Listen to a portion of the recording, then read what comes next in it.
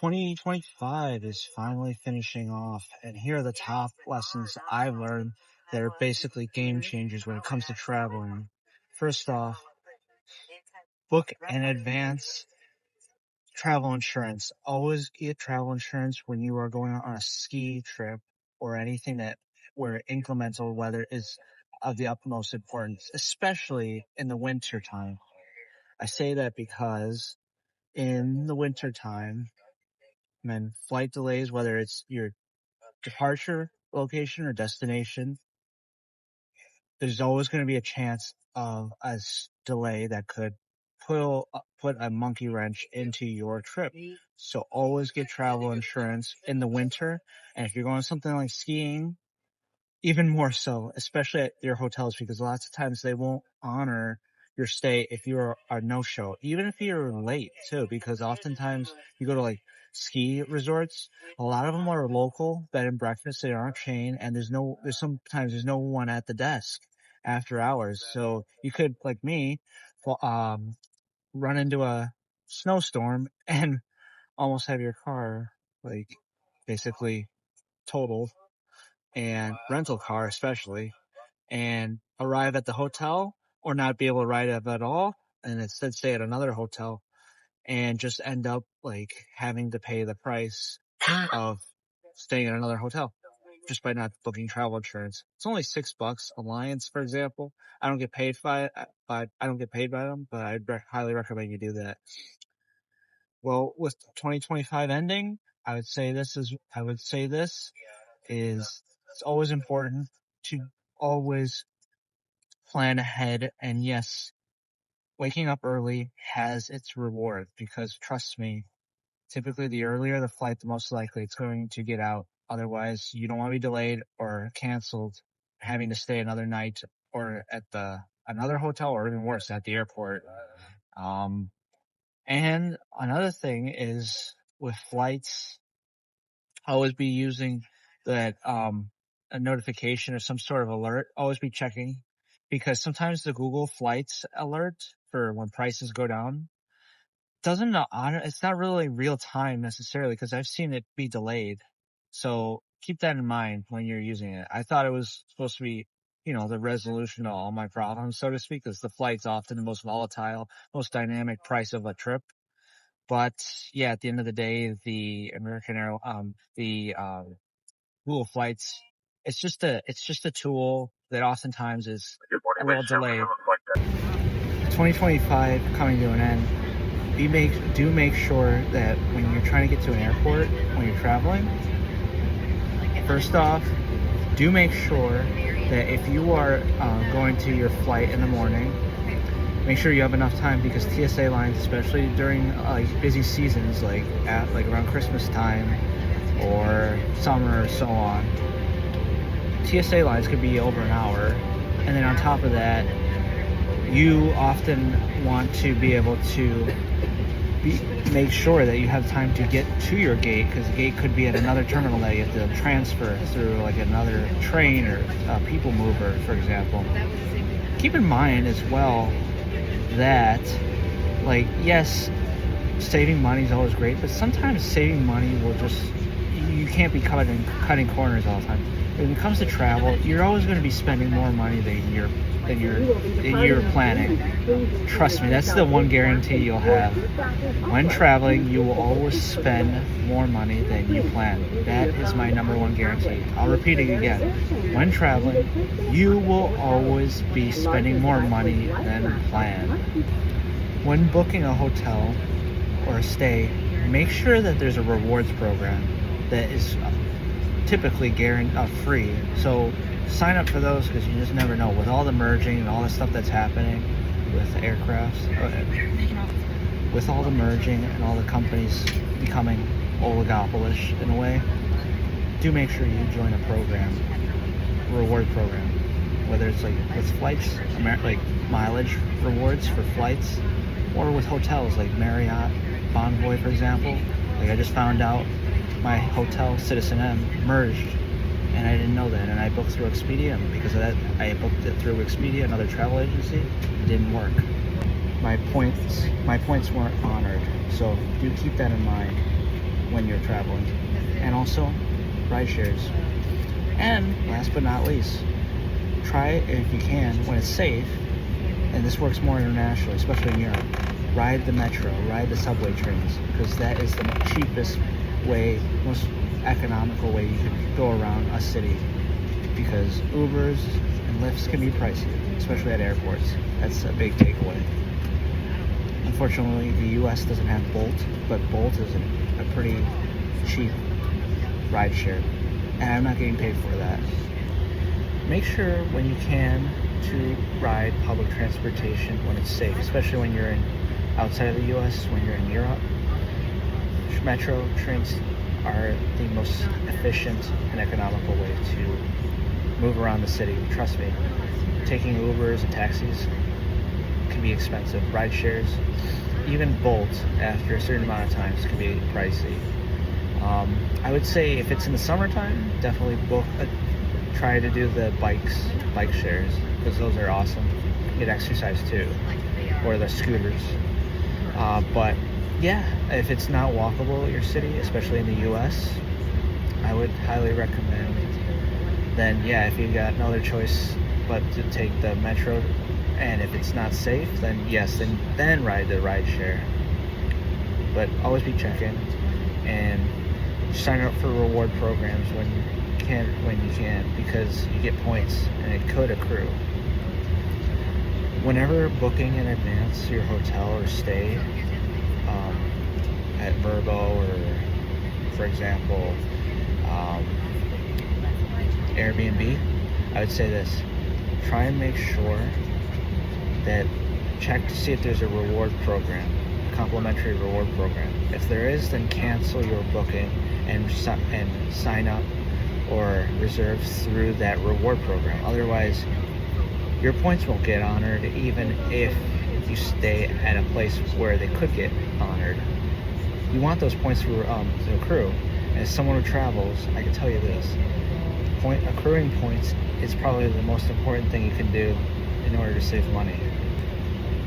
Also, when it comes to traveling, so many upsells are around. Try and ignore them. Cancel out the noise. Whether it's like, for example, picking a seat. Yes, if it's like a long haul flight, then maybe that's important. But typically, if it's like short, I wouldn't worry about picking a seat on a plane. It really doesn't matter. And on top of that, like when you're on a plane, oftentimes they aren't filled completely, like this case. So basically, you can sit wherever you want. The person that was supposed to sit next to me ended up moving. So it's not always the case. It's not always the case. Oh, just keep that in mind. But sometimes it is, and ask. When it comes to traveling, I've learned in 2025, and should learn this before, that there's a lot of upsells, whether it's like picking seats on a flight, which end up being empty, or like group number. Group number doesn't matter. I'd rather board last than first.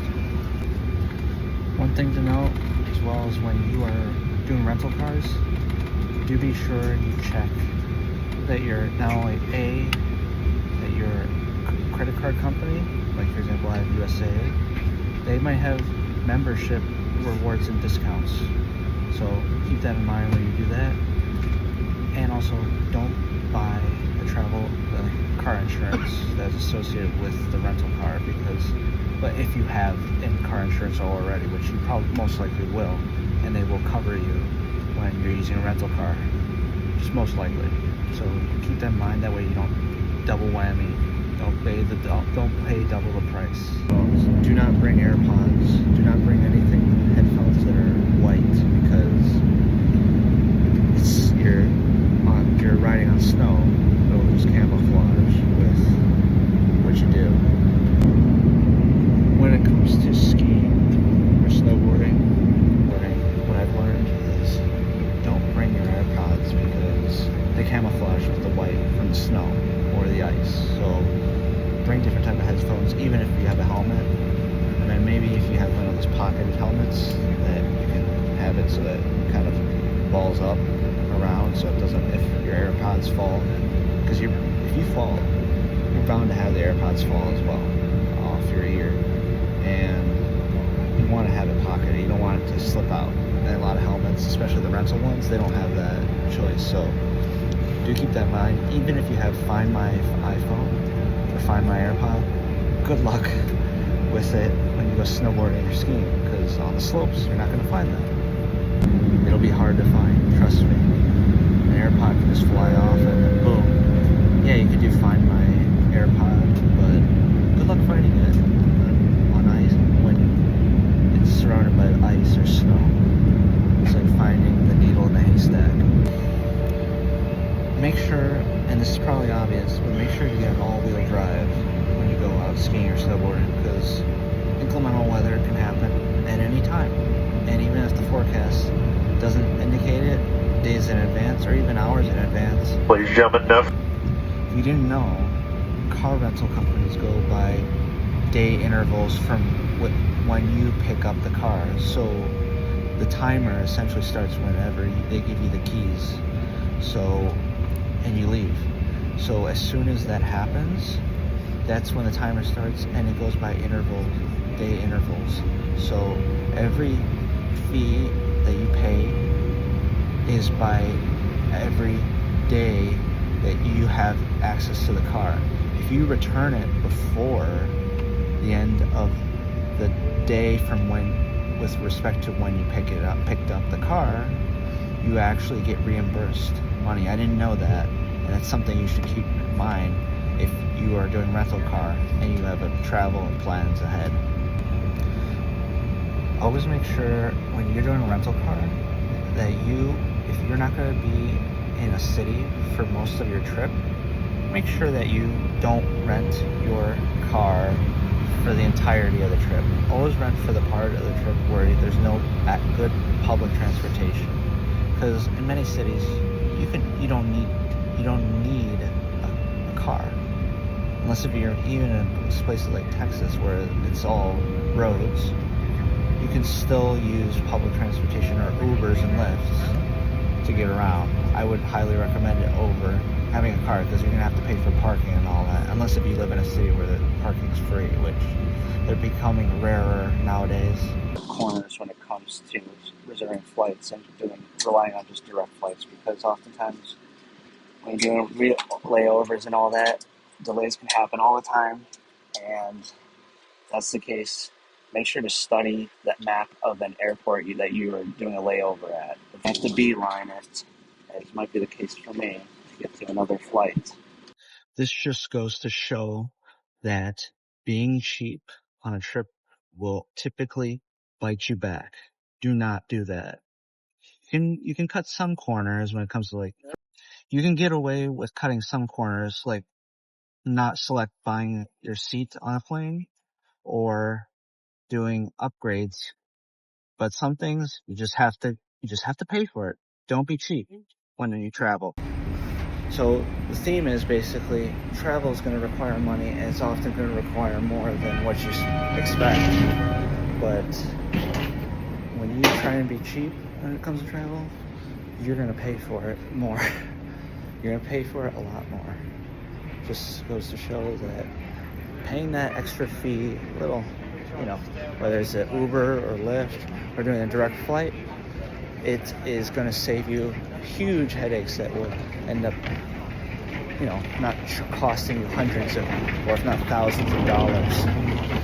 Whether it's insurance or car rentals, or for direct flights versus like nonstop versus one stop or two stop. Do not do basic economy. Whatever you do, do not do it. It may be tempting with the cheap prices and all that, but they try and trick you, the airlines, to getting into basic economy. I've learned that the hard way with canceling with basic economy, because you cannot cancel. And if you do, you have to pay fees and all that sort. And you're basically expected, rain or shine, you are committed 1,000% to that flight. That's what basic economy means. Do not do it, especially if you're going on a ski trip. The only time that really not booking direct flights is acceptable is if you live in a city or a place where the airport doesn't have that many connections. But if you do live in an airport, a major city that does have a ton of connections, there should be no reason to want to pay more, trust me, because the last thing you want to do is just get on, get off, multiple planes, multiple airports, have to navigate through all that headache. That's why it's cheaper. I mean, no one wants to do it. And on top of that, you're going to save a lot of time and money, more importantly. But on top of but especially it's the case where you're going to really be able to make the most out of your trip. The last thing you want, unless if you're into the transportation aspect of a trip, which I'm not, I got destination fever. I don't like to make my trip about moving around. I like to be at the place as efficiently as possible. Weather changes, weather can get nasty quickly anywhere you go, and especially if you don't know an area or a place, you should not expect, but don't be surprised when delays, cancellations, or just logistics don't work in your favor and you end up having a domino effect on the rest of your trip. So try and simplify your travel as much as you can in terms of getting to your destination. So it's common to know that for domestic flights, it's best to book between 3 weeks and 2 months in advance. And for international flights, it's 2 months to 8 months in advance. However, with the holidays, when it comes to domestic flights, I would don't do 3 weeks in advance. Do it way longer than that. I would say do it at least 2 months in advance, even for domestic flights, because prices will go up, and the last thing you want to be doing is kicking yourself for not purchasing the price when it was at a discount or a bargain. And you can do that easily with Google Flights, Skyscanner. Skyscanner, I think, is a little better about it, because I've noticed Google Flights is particularly delayed when it comes to notifying you versus the airline at times. It will be accurate oftentimes, but sometimes it will be delayed. Just FYI. Always make sure to never underestimate the amount of time it takes to get to the Holy Grail, the gates.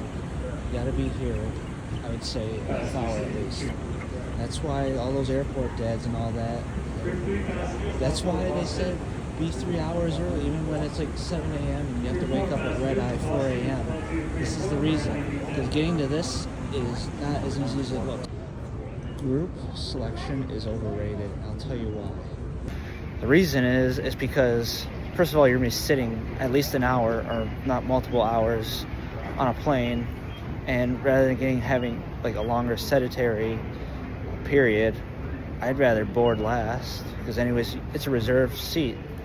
Whether you pick them in advance or not, they're still going to reserve them for you. So that's why I don't care about the group number I'm in, getting in first or last. In fact, I probably prefer to be last or one of the last, because you have less sitting to do.